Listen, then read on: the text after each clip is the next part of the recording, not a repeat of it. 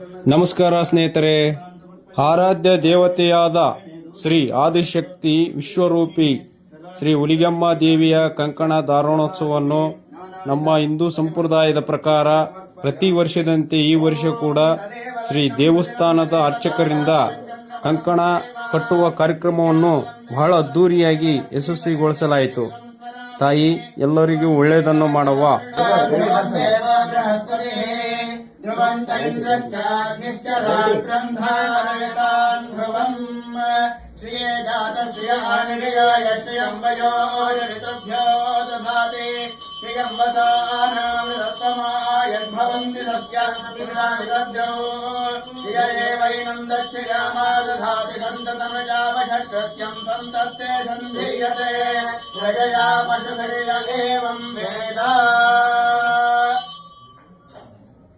श्री व्याघ्रेश्वर्यै नमः।